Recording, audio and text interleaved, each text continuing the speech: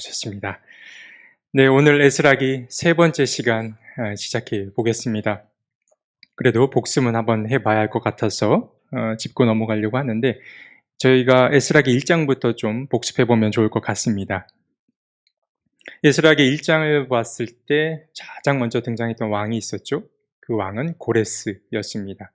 이 고레스 왕에 대한 칭찬이 아주 자자했었는데 그가 어떤 사람이었는지 한번 살펴보았었고요. 그리고 1장 서두에 나왔던 두 가지 표현에 대해서도 알아봤습니다. 고레스의 마음을 하나님이 감동시켜서가 하나 있었고 또 예레미야에게 하신 말씀을 이루시려고 라는 이 두 가지 표현을 한번 다루었었는데 이 단순한 표현 안에 하나님의 계획하심이 담겨 있었다라고 이야기를 나눴었습니다. 그렇기 때문에 이 두 표현을 접하는 유대인들, 이스라엘 민족들에게는 엄청난 이 표현이 감동이 될 수밖에 없었다라는 것이고요. 그리고 또 뭘 다루었었냐면 고레스 왕은 신이라고 하는 개념을 어떻게 다루었는지도 잠깐 짚어보았었고, 그리고 고레스 왕이 하나님을 향한 믿음이 어떤 것인지도 한번 살펴봤었는데, 그런 어떤 이방의 왕들이 하나님을 높여 찬양하는 것은 진짜 그들의 믿음이 대단했다라기보다는 하나의 외교적인 수사법이었을 것이다 라고 여기는 게 중요하다 말씀드렸었습니다. 그리고 2장으로 넘어갔었습니다. 2장에는 우리 하나님께서 이과 출신임이 드러난 장이라고 말씀드렸었는데 귀향자들의 명단이 전체를 가득 채우고 있었습니다. 지도자들부터 성전에서 일하는 일꾼들까지 귀한 자들의 명단을 적어놨는데 이 귀환했을 때의 수가 대략 4만 명 정도 됐었다라는 것이었습니다. 잡혀간 수에 비해서 훨씬 못 미치는 이들이 이제 귀환하게 됐었다 말씀을 드렸었고, 그러면서 우리는 2장의 말씀을 보면서 저 이전에 있었던 하나의 커다란 사건이 다시 부활하게 됐음을 좀 엿봤습니다. 그것은 바로 출애굽이었죠. 제2의 출애굽이 에스라기에서 이제 이루어지고 있다라는 이야기 또한 우리가 나누었었습니다. 3장으로 넘어가서는 이제 구체적인 성전 준비 단계에 들어서게 됩니다. 아직 성전을 지은 것은 아니고요. 그래서 그들이 먼저 하나님께 감사한 마음에 이제 제사를 드리게 되는데 그게 언제 제사를 드렸느냐? 7번째 달이라고 말씀드렸습니다. 이 7번째 달 안에 담긴 의미도 참 큰데 7번째 달은 유대교 달력으로 유대력으로 보았을 때 가장 절정을 이루는 달이라고 말씀드렸었습니다. 그래서 두 가지의 히브리 표현을 배우게 됐었죠. 이 절정의 달, 7번째 달을 달리 말해 디슬리월이라고도 이야기하기도 했었고 또 다른 한 가지는 로시 하샤나라고 해서 한 해의 머리가 되는 날 해서 이 날이 곧 유대인들에게 있어서는 새해 첫날이 됐다라는 것, 이 7째 달이 바로 새해 첫날이었다라는 것을 우리가 또 짚어보고 넘어갔었습니다. 그리고 마지막으로 여기까지 다루고 끝 마쳤었는데 성전 건축을 이제 돌입하려고 했을 때 순탄하게 시작이 됐던 것이 아니라 방해꾼들이 나타나게 되는데 이들을 유대인들이 두려워했다라는 표현이 등장했습니다. 그래서 이 사람들이 구체적으로 이제 4장에 등장하게 될 텐데 우리는 이 대목을 가지고 여기까지 생각해 봤었죠. 과연 그 사마리아에 살던 사람들, 북이스라엘에 살고 있던 사람들이 나쁘기만 했던 사람들이었을까 한번 꼬아 생각해 봤죠. 자신들은 잘 살고 있는데 이제 여기가 자기 땅이라고 여기는 사람들이 돌아와서 자신들이 원하는 신을 이제 막 내세우는 겁니다. 그렇다 보니까 당연히 그곳에 오랫동안 다시 거주하고 있던 사람들은 반발심을 가질 수밖에 없었을 텐데 이런 것들, 이것을 통해서 저희가 이제 복음을 전하는 방식에 대해서도 한번 생각해 봤죠. 담대히 전하는 것은 분명히 옳으나 담대함이 신중함과 이렇게 대립되는 개념은 아니다라는 것, 이런 것들도 한번 이야기 나눠봤습니다. 네, 여기까지가 이제 3장 중반부였고요. 3장에 이제 마지막 한 가지만 더 짚어보고 넘어가 보도록 하겠습니다. 네. 이 부분을 한번 읽어보면 좋을 것 같은데요. 에스라기 3장 8절부터 13절까지입니다. 에스라기서 3장 8절에서 13절까지 마지막 절까지 말씀을 교독해 보겠습니다. 제가 먼저 읽겠습니다. 백성이 하나님의 성전 터가 있는 예루살렘으로 돌아온 지 이태째가 되는 해 둘째 달에 스알디엘의 아들 수룹바벨과 요사닥의 아들 예수아와 그들의 나머지 동료 제사장과 레위 사람과 사로잡혀 갔다가 예루살렘으로 돌아온 모든 사람이 공사를 시작하고 20살이 넘은 레위 사람을 주님의 성전 건축 감독으로 세웠다.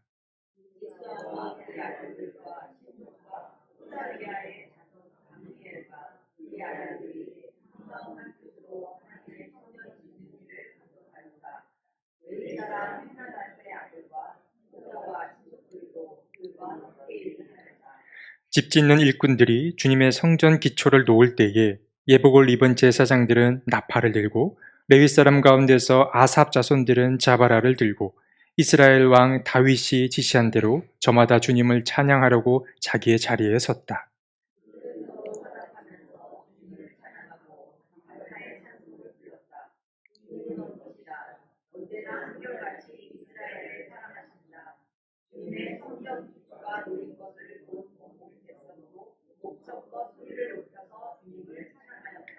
그러나 첫 성전을 본 나이 많은 제사장들과 레위 사람들과 가문의 우두머리들은 성전 기초가 놓인 것을 보고 크게 통곡하였다. 또 다른 쪽에서는 많은 사람들이 기뻐하며 즐거이 노래하였다. 통곡이 한데에 뒤섞여서 소리가 너무나도 크고 시끄러웠다.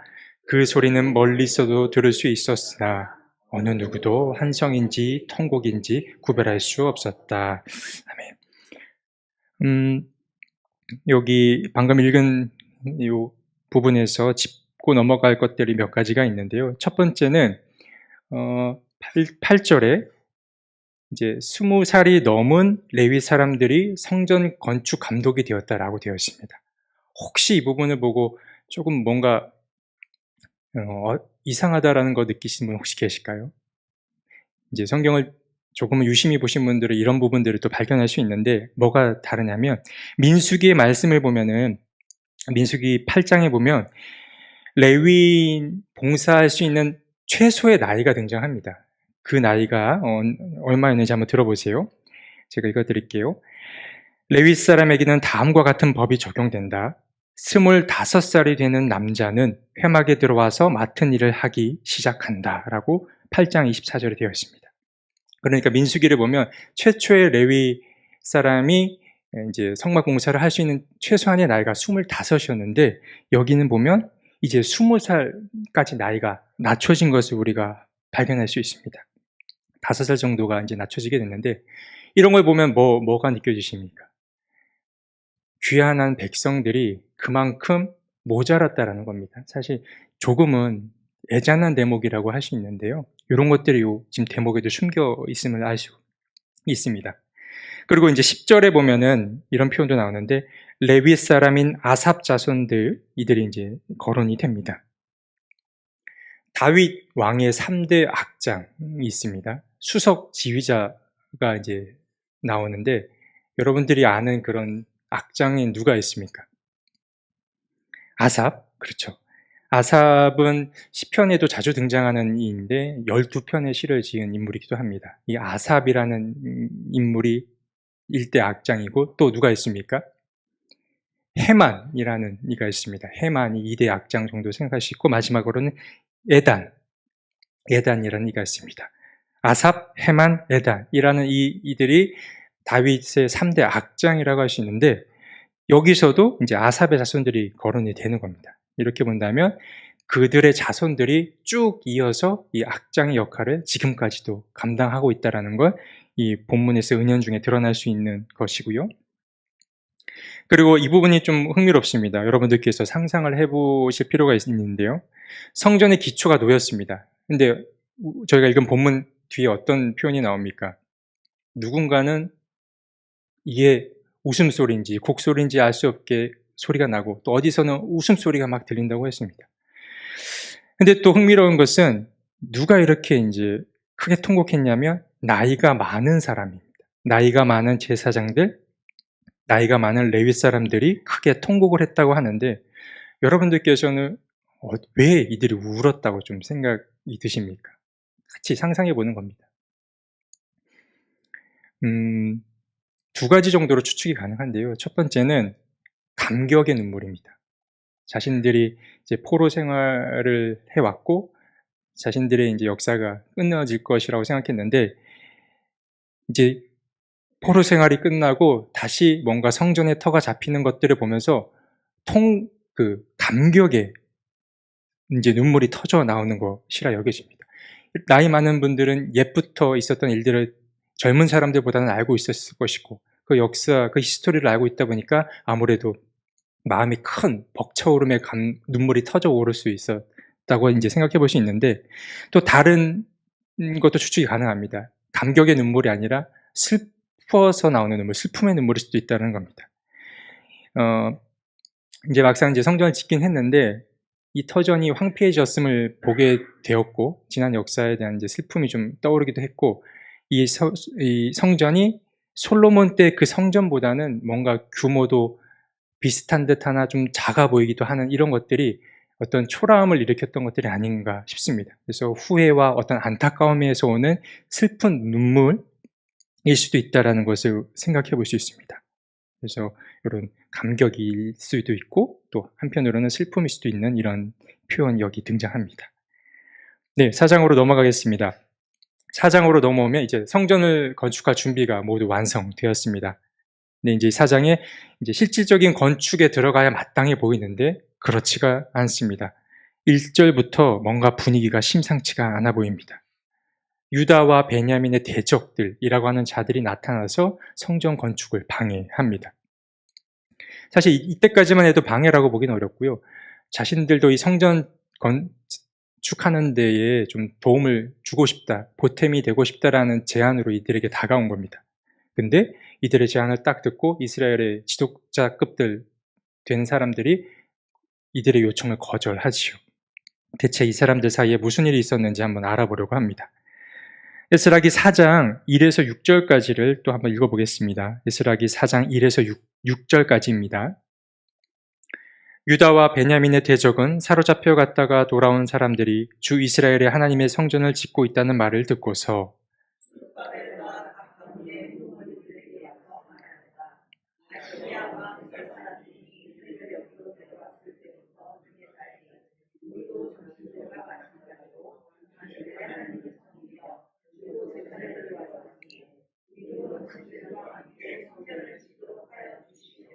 수룹바벨과 예수아와 그 밖에 이스라엘 각 가문의 우두머리들이 그들에게 대답하였다.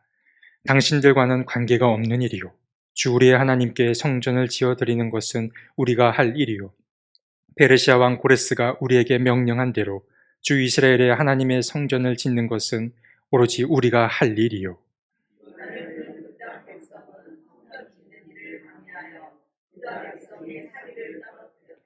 그들은 고문관들을 매수하면서까지 성전을 짓지 못하게 하였다.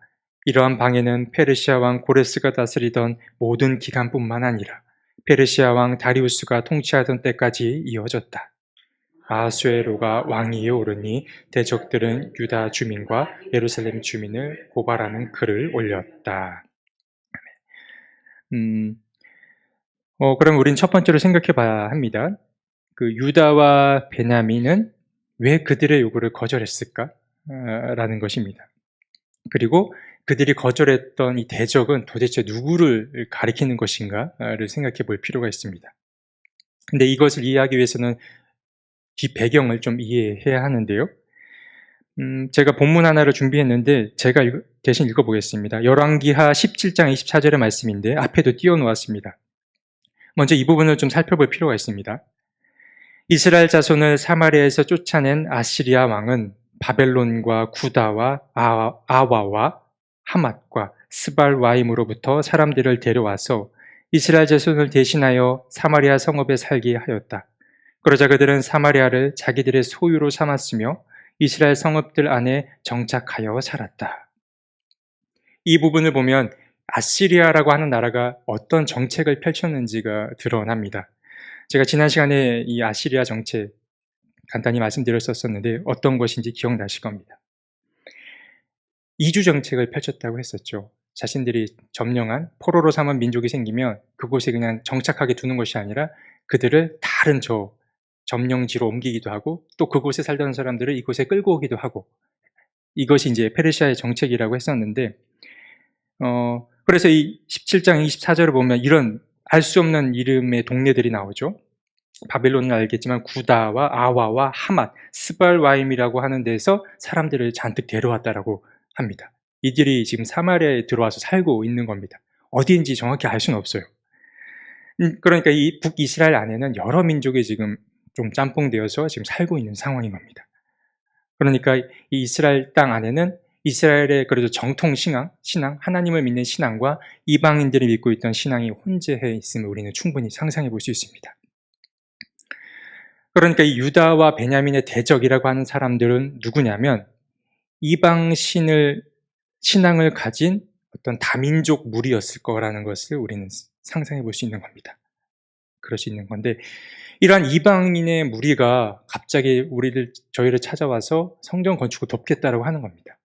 아무래도 그들이 당장에 범한 잘못은 없겠지만 그들의 뒤가 좀 의심스러운 겁니다. 뭔가 꿍꿍이가 있는 것은 아닌가라는 생각이 들기 때문에 이 이스라엘 사람들은 이들을 대적으로 여겼고 이들의 요구를 거절했던 것입니다.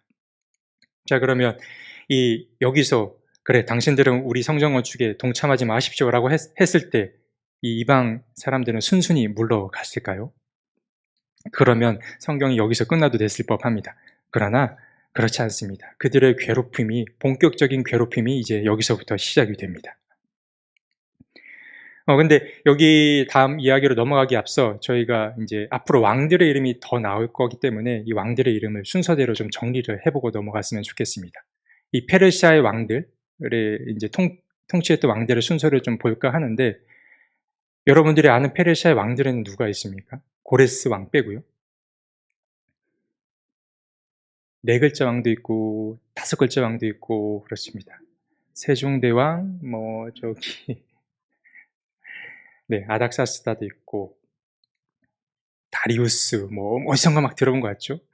이렇게 정리가 됐습니다.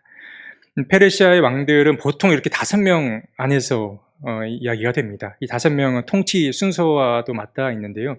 첫 번째는 고레스입니다. 고레스 왕이 가장 먼저 이제 언급이 되고요.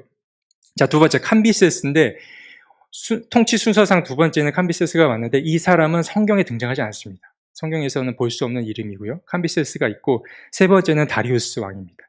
다리우스 혹은 다리오 왕이로 이제 불리기도 하는 왕이고요.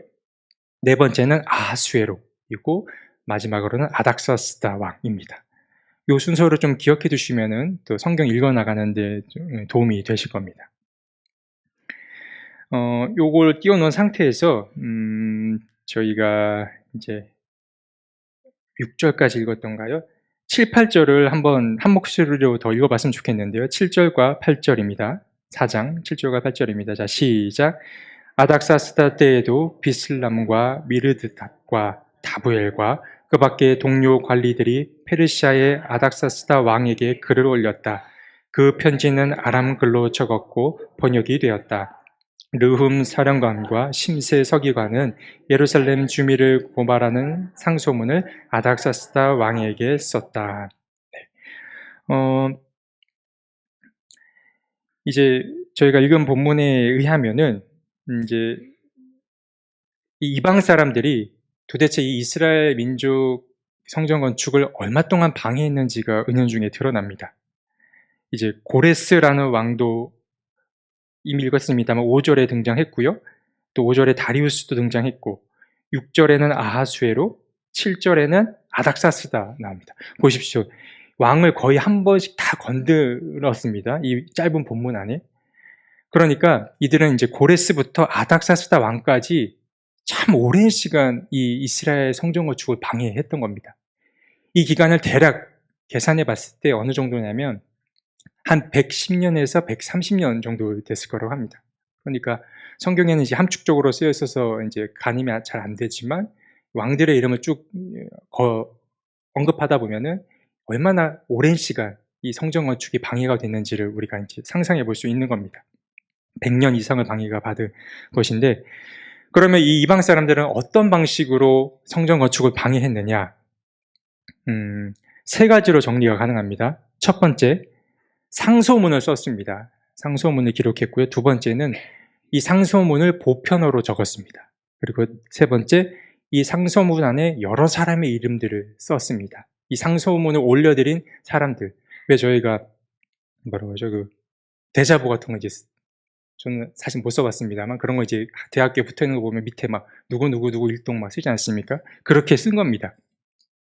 근데 이 상소문을 곧 이제 고발하는 글을 왕에게 이제 그들이 쓸 생각을 한 거고요. 두 번째는 보편어로 썼는데 당시의 보편어는 아람어였습니다. 아람어가 보편어였는데 저희 지금 보편어 공통어는 뭐가 있습니까? 영어, 스페인어, 불어도 여기에 속한다고 하는데 조금 어려운 말로 이 공통어라는 말을 링구아 프랑카라고도 합니다. 프랑크족이 썼던 언어를 이제 이런 공통어, 공용어라고도 하는데 그러니까 이 방해꾼들은 이 아람어로 된 이 공통어로 된 상소문을 써서 많은 사람이 읽을 수 있도록 한 겁니다. 지금으로 말하면 영어로 써가지고 이 나라 민족, 저 나라 민족도 다 읽을 수 있게 이렇게 보편으로 썼다라는 겁니다. 그리고 세 번째, 여러 사람의 이름을 실었다라고 이제 했는데 8절을 보면은 이들이 아마 여러 번 또 여러 개의 상소문을 쓰지 않았겠습니까? 100년이 넘는 동안. 근데 그 중에 하나의 샘플이 등장합니다. 아닥사스다에게 쓰는 하나의 샘플이 등장하는데 여기에 이제 여러 사람의 이름이 기록되어 있습니다. 르흠, 심세, 디나 사람 이런 사람들이 다 이 상소문에 동의했다라는 것이 이제 드러납니다. 이 사람들은 누구냐면 사마리아와 사마리아를 둘러싸고 있는 여러 이방 민족들일 거라 추측이 됩니다. 이 사람들의 서명을 쫙 받아가지고 상소문에 기록한 것이죠. 어떻습니까? 저 혼자 상소문을 쓰는 것보다 여기 계신 분, 권사님, 시사님들, 이름을 다 쓰면은 그만큼 힘이 생기는 것이죠. 왕이 부담을 가질 수밖에 없게 되는 것입니다. 그래서 아주 치밀하게 이 방해꾼들은 준비를 해서 이방 사람들을, 유대 사람들을 괴롭히려고 했던 겁니다. 그러니까 아무래도 이 아닥사스다 왕은 이 상소문을 받고 민감해질 수밖에 없는 것이죠. 네. 이제 상소문의 내용이 어떤 것이었는지 좀 살펴보려고 하는데요. 4장 11에서 16절인데 이 부분은 읽어보지 않겠습니다. 제가, 죄송합니다. 이게 처음으로 넘어가서. 네. 4장 11에서 16절은 제 이야기 들으면서 이제 좀 따라오셔도 될 것 같고요. 네.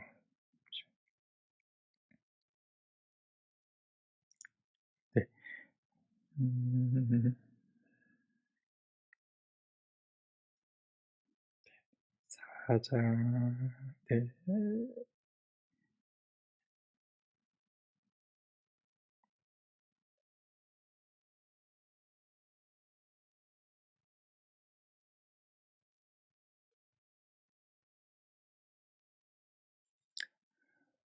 예, 상소문의 내용은 제가 설명만 드리도록 하겠습니다. 12절에 이렇게 쓰여 있는데요. 이 상소문을 이제 이렇게 얍삽하게 쓴 겁니다. 이런 표현이 있습니다. 12절에 범죄와 반역을 일삼던 악한 성읍 예루살렘을 다시 세우고 있다라고 합니다.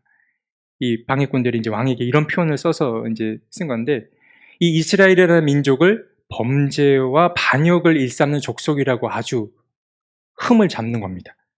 아무래도 전학생이 왔는데 선생님에게 저 친구는 문제도 많고 가는 곳곳마다 싸우고 그럽니다라고 하면 아무래도 선생님은 불안할 수밖에 없겠죠. 처음에 편견을 가질 수밖에 없습니다. 바로 이렇게 이스라엘 민족은 반역을 일삼는 민족이다라고 이제 못을 받고 이제 상소문을 쓴 겁니다. 그리고 13절에 보면은 이렇게 쓰기도 하는데 성읍이 만약 재건되게 되면은 이 사람들은 세금이나 조공이나 관세를 바치지 않을 것이다라고도 표현하고 있습니다. 그러니까 이제 성읍이 잘 지어지게 되면은 이 이스라엘 민족들은 당신들에게 일절 세금을 내지 않을 거다라고 이제 왕의 심기를 건드리고 있는 겁니다. 제가 찾아본 이제 데이터에 의하면 이 페르시아가 한 해 동안 걷어들인 세금의 양이 대략 지금의 돈으로 환산하면 200억에서 350억 정도가 된다고 합니다. 그러니까 이 한 나라를 이제 통치하기 위해서는 이게 어마어마한 세금이 필요한데 이 방해꾼들은 이 왕의 이런 부분들을 잘 건드린 거죠. 세금을 건들면서 불안감을 또 부추기고 있는 겁니다. 그리고 세 번째로 또 볼 부분은 15절인데 이렇게 말하죠. 이전의 기록들을 왕이여 잘 살펴보면은 이 성읍은 반역을 일삼던 곳임을 알게 될 것입니다. 라고 말합니다.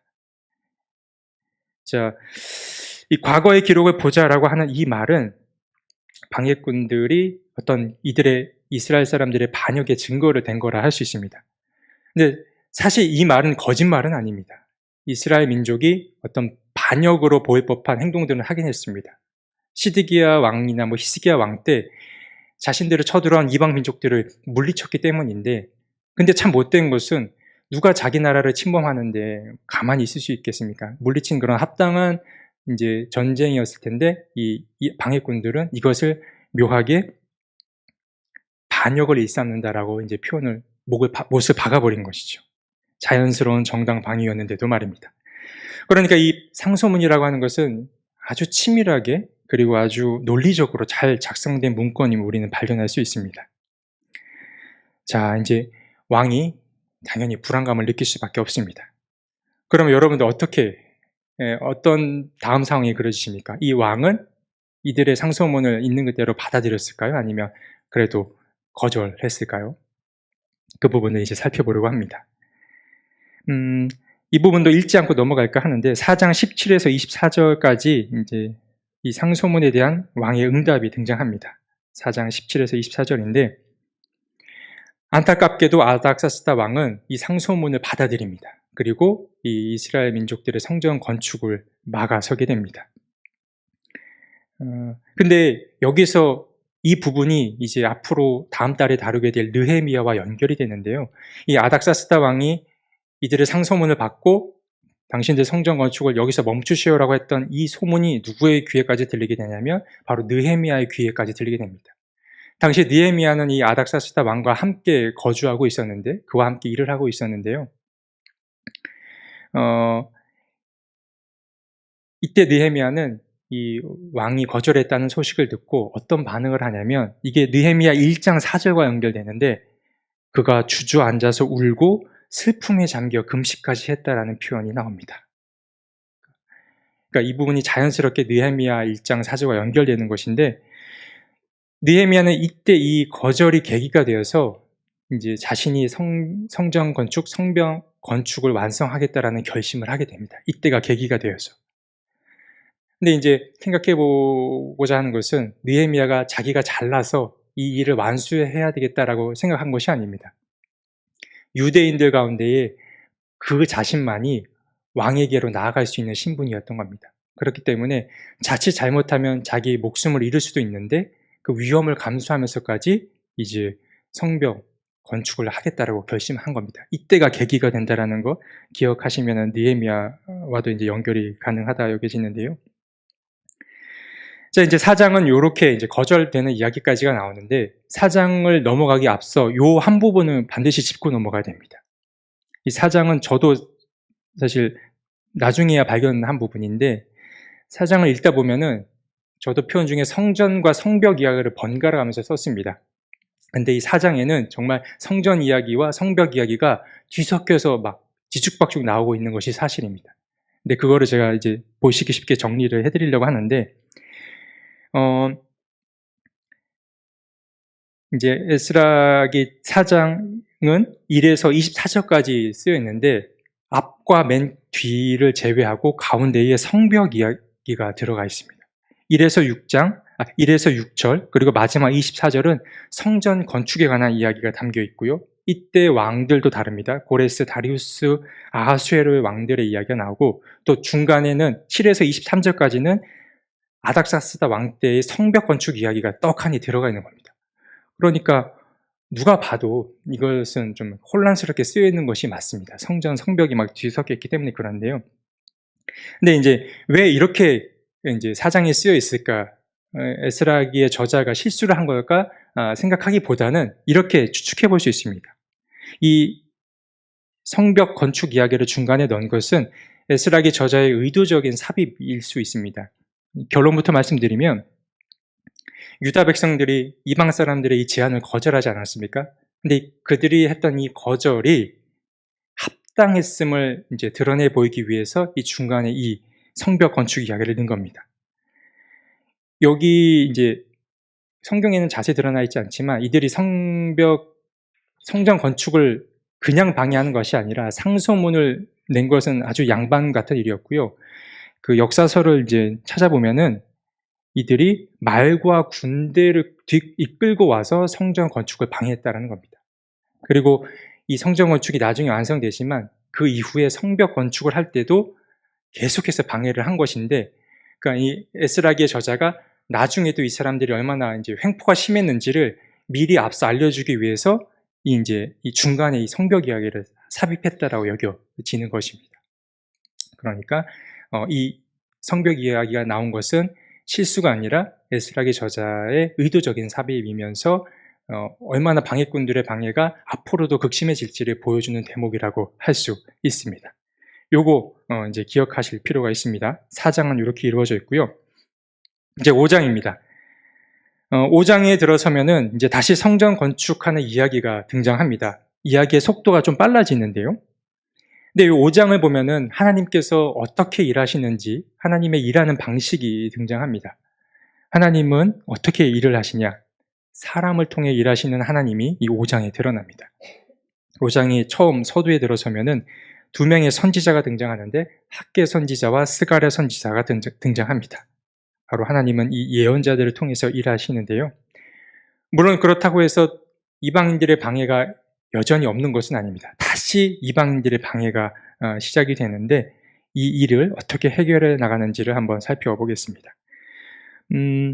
5장은 다시 한번 읽어보겠습니다. 5장을 읽어봤으면 좋겠는데 1에서 5절까지의 말씀, 5장 1에서 5절까지의 말씀을 저와 함께 읽어보겠습니다. 제가 먼저 읽겠습니다. 그때에 학개 예언자와 이또의 아들 스가랴 예언자가 자기들이 받들어 섬기는 이스라엘의 하나님의 이름으로 유다와 예루살렘에 사는 유다 사람들에게 예언을 하기 시작하였다.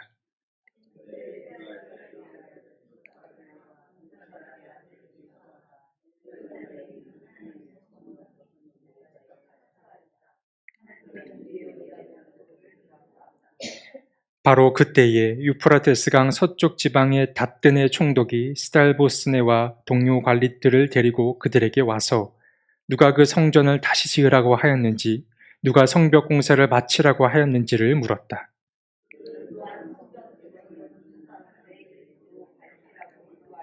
함께 했습니다. 그러나 하나님이 유다의 원로들을 돌보아 주셨으므로 아무도 그 일을 막을 수 없었다. 페르시아 관리들은 이 일을 다리우스 왕에게 알리고 회답을 기다리는 수밖에 없었다. 이제 학개 스가랴 예언자가 등장을 했습니다. 그들이 등장해서 했던 첫 번째 일은 이스라엘에 있던 리더들, 지도자들을 막 부추겨서 성전 건축 마무리하셔야 됩니다라고 한 겁니다. 근데 이제 저희가 5장 1과 2절을 보면은 이 예언자들이 어떤 일들을 하는지가 은연중에 드러납니다. 한번 제가 말씀드리기도 했습니다만 예언자들이 하는 역할이 이제 예언이라고 보통 하는데 우리가 흔히 생각하는 예언은 뭡니까?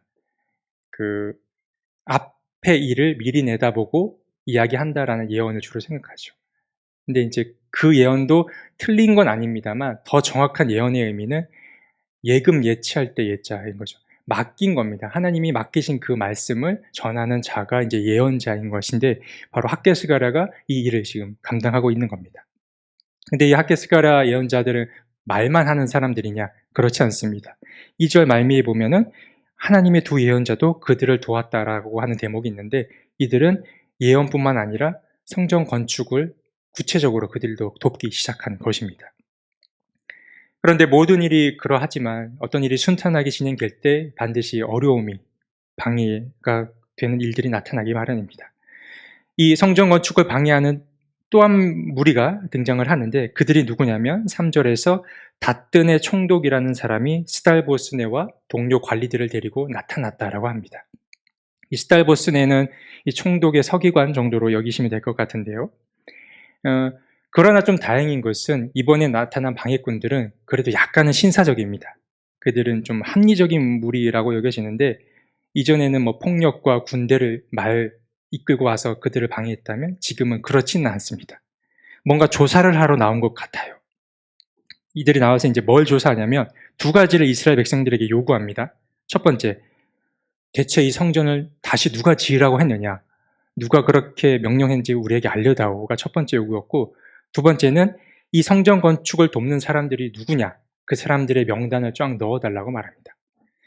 사실 명단을 좀 넣어달라고 하면 약간 겁나고 좀 쫄리는 게 맞죠? 괜히 자기 이름 잘못 넣었다가 나중에 무슨 해를 당할까 무섭기도 한데, 어쨌든 이들의 요구가 좀 신사처럼 보이긴 하지만, 그러나 긴장될 법한 요구들이 것은 맞습니다.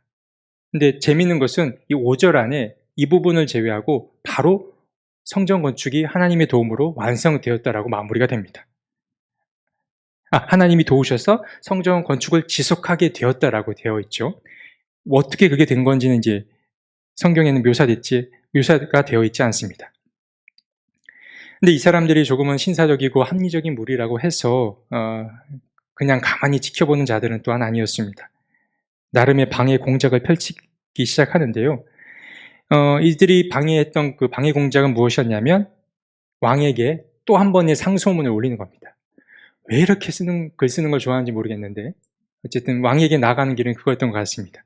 근데 이번 상소문에는 좀 흥미로운 것들이 첨가되어 있는데요. 뭐냐면 이 두 번째 방해꾼들이 이스라엘 사람들에게 이거 누가 시킨 거냐, 누가 하라고 했냐, 그리고 그 사람들의 명단을 적어달라고 했는데 그들에게 받았던 이 자료, 이들의 입장문을 같이 상소문에 첨부해서 왕에게 이제 주게 된 겁니다. 그러니까 여기에는 이스라엘 사람들의 입장문도 들어가 있고 이제 이 방해꾼들의 이야기가 같이 혼합되어 있는 것입니다. 그래서 이 상소문을 이제 왕에게 이제 주면서 판단해 달라고 하는 거죠. 유다 사람들이 이렇게 자기들을 주장을 하는데 무엇이 옳은지 한번 판단해 주십시오라고 요구하는 것입니다.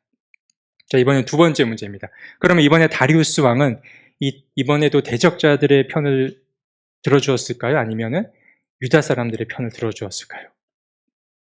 네. 한 번은 또 들어주셔야 될 것 같죠?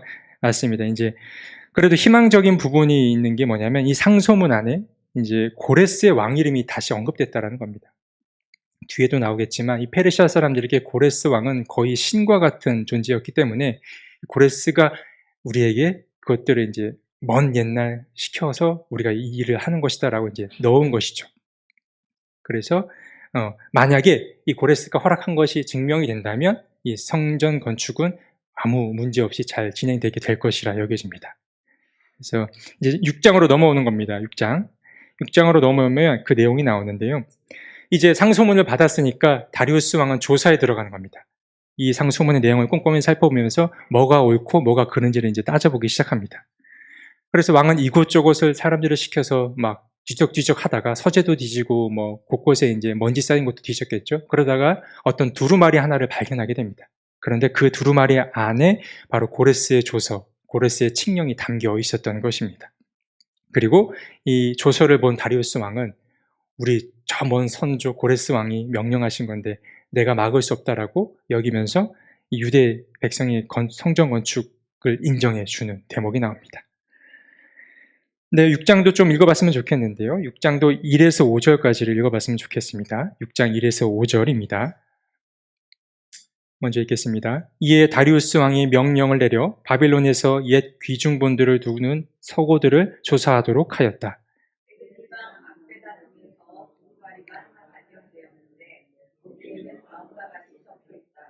고레스 왕 1년에 왕께서 예루살렘에 있는 성전에 관하여 칙령을 내리시다. 희생제사를 드리던 바로 그곳에 성전을 다시 세워라. 기초를 튼튼히 다지고 성전의 높이와 너비는 각각 60자가 되게 하고.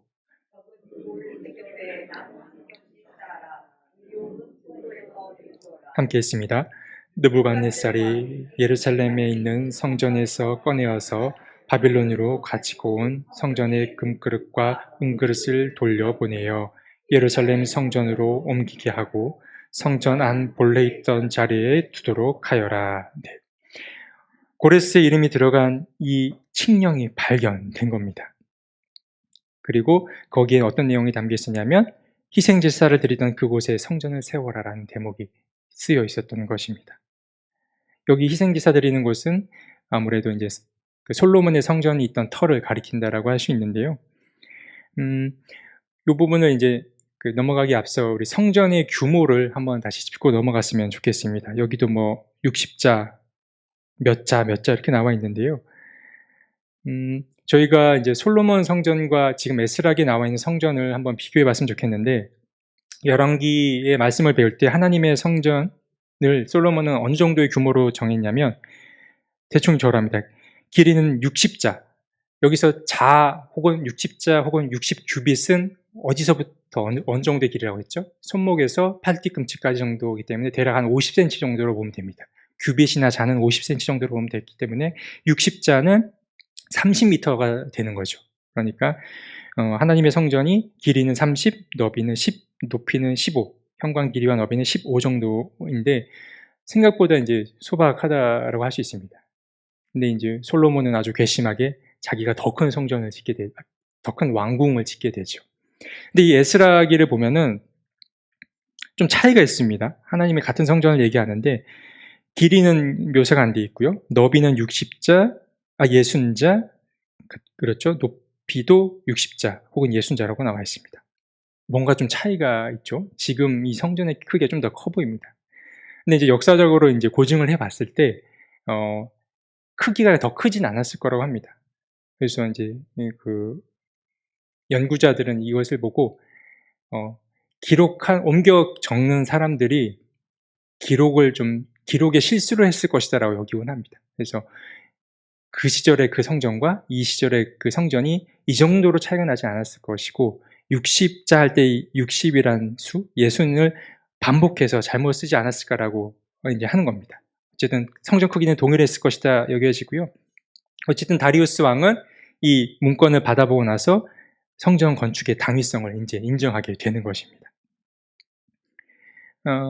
그리고 이제 드디어 길고 긴 시간을 돌아서 성전 건축을 이제 완성하게 되는데요. 2절만 더 읽어보겠습니다. 6장 13에서 15절인데요. 6장 13에서 15절인데 이 부분은 함께 읽겠습니다. 13, 15입니다. 13에서 15절 3절이네요. 자, 시작. 그래서 유프라테스 서쪽 지방의 다뜨네 총독과 스달보스네와 동료 관리들은 다리우스 왕이 내린 조서에 지시된 대로 신속하게 처리하였다. 학계 예언자와 이또의 아들 스가랴가 성전 공사를 격려하였다. 유다의 원로들은 계속하여 성전을 지었고 공사는 순조롭게 진행되었다. 그들은 이스라엘의 하나님의 명과 페르시아 왕 고레스와 다리우스와 아닥사스다의 칙령을 따라서 성전 짓는 일을 끝낼 수 있었다. 성전 건축이 끝난 것은 율수왕 6년 아달월 3일이다. 네, 여기까지 읽으면 될 것 같고요. 성전 건축이 언제 완성되었냐라고 이제 표현이 나와 있는데 다리우스 왕 6년이라고 나와 있습니다. 다리우스 왕 6년. 이때를 대략 언제로 보냐면 아시겠죠? 성전 건축이 완성된 시기가 516년 혹은 517년 정도로 이제 여기는데 516년이라고 할 수 있습니다. 다리우스 왕 6년은 이 정도 기간이 되고요. 그리고 성전이 최초로 무너진 시기, 그리고 586 혹은 587이라고 여겼었습니다. 그러니까 성전이 무너지고 다시 쌓아지기까지 대략 70년이라는 세월이 이 안에 걸렸다라는 것을 이 사람들의 연도를 통해서 발견할 수 있는 것입니다. 이 70을 또 어디선가 들어봤었죠. 예레미야가 했던 그 예언의 말씀에도 70년이 다 찬 이후에 이제 해방을 맞을 것이다 했는데 그 70을 이래저래 사람들이 계산해 봤을 때 성전이 무너지고 다시 쌓는 기간이 70이 딱 맞기 때문에 이것을 말하는 것이 아니었을까라고도 이야기를 나눴었습니다. 이거 첫 시간에 이제 말씀드렸었고요. 마지막으로 이것만 짚고 끝나도록 하겠습니다. 이제 의례의 중요성인데요. 성전이 다 이제 완성이 되었습니다. 그러면 무엇을 해야겠습니까? 이제 감사 예배를 드려야겠죠. 성전 봉헌식을 드려야 합니다. 예를 갖춰서 하나님께 감사 예배를 드려야 하는 게 마땅한데요. 사실 이 의례라고 하는 것은 달리 말해 이 세레머니라고 하는 것은 참 중요한 것 같습니다. 왜냐하면 이 의례를 지킴으로써 평범한 날이 아주 특별한 날이 되기 때문에 그러한데요. 저희도 살다 보면은 이제 명절을 지키죠. 설날, 추석, 그리고 생일 이런 것들을 이제 지키기 마련인데 아무래도 이런 날들은 평소의 날들과는 좀 다르게 여겨질 수밖에 없습니다. 분명 이 의례로 지키는 날들은 어떤 카리스마가 그 안에 담겨 있는데요. 제가 좋아하는 선생님 가운데 이 의례에 관해서 쓴 글이 있어서 읽어드릴까 합니다. 황현산 선생님이 쓰신 글인데 여기에 의례에 관해서 이렇게 잘 묘사해 놨습니다. 의례란 어떤 시간을 다른 시간과 다르게 하고 또 어떤 날을 다른 날과 다르게 하는 것이다. 확실히 설날이나 생일, 명절이나 제삿날은 다른 날과 다르다. 그런 날의 시간은 특별한 카리스마를 갖는다. 그 시간들은 인간이 살아온 내력이 찍어놓은 기억의 시간이자 무의식의 시간이기 때문이다 라고 말씀하셨습니다. 이 의례라고 하는 것은 그 옛날부터 뭔가 축적되어 있던 것이 다시 돌아온 날이라고 여길 수 있는 것인데요. 우리 그리스도인들은 이 대표적인 의례를 하나 지키고 있죠. 그것이 무엇입니까? 바로 예배이죠. 예배가 그리스도인들이 지키는 아주 대표적인 이제 의례라고 할 수 있는데, 우리는 이제 매주일 혹은 새벽, 수요, 금요 이런 날들을 지키면서 하나님과 혹은 그 날을 특별하게 여기는 것이죠. 물론 주일이라고 하는 것은 이제 안식일로 이제 지정된 바도 있긴 하지만 그렇습니다. 성전 봉헌식도 마찬가지였습니다. 이스라엘 백성들은 무너진 성전이 다시 쌓아지는 이 날을 이제 기념하는 것을 당연하게 여겼던 것입니다. 예, 마지막으로 제가 에피소드 하나만 말씀드리고 마칠까 하는데, 제가 옛날에 이제 성남에서 잠깐 단독 목회를 한 적이 있었습니다. 근데 이제 그때 지방에 있던 목사님들로부터 성전 설립 감사 예배를 드려야 된다라고 압박을 막 받았었는데 이상하게 좀 하기 싫더라고요. 그래서 끝까지 버티다가 결국은 안 했습니다. 그래서 오늘 말씀을 듣다가 들어보니 왜 안 했을까, 나는 성전이 무너진 경험이 없어서 그런가 이제 생각해 보게 되는데, 근데 아무래도 그 어떤 교회에 가서 이제 설립 예배를 드리면은 그렇지 않은 사람과 그런 사람은 분명히 차이가 있을 수밖에 없습니다. 그 순간에 그 마음에 주는 감독이나 감격이 다를 수밖에 없었을 것인데요. 이건 하나의 제 에피소드이긴 했지만 우리 평범한 일상에도 이런 의례를 의도적으로 만드는 게 매우 중요하다 여겨집니다. 어떤 기념일들을 의도적으로 만들어서 기념일들을 지키고 또 누군가에게 의도적으로 선물하는 그런 날들을 만들면은 아무래도 그렇지 않은 날들보다 일상이 더 풍성해질 수밖에 없는 겁니다. 그래서 이 의례라고 하는 것은 기독교적으로도 참 의미가 있지만 일상생활에 적용하기에도 아주 유익하다라는 것을 마지막으로 말씀드리고 끝내려고 합니다. 네, 이제 이스라엘 백성들 6월절 지키고 이제 기쁨으로 마무리가 되고요. 다음 시간에 7장 나눌 건데 과연 이렇게 순탄하게 이야기가 또 마무리될지는 다음 마지막 시간에 알아보도록 하겠습니다. 그럼 함께 기도하고 오늘 모임 마치겠습니다.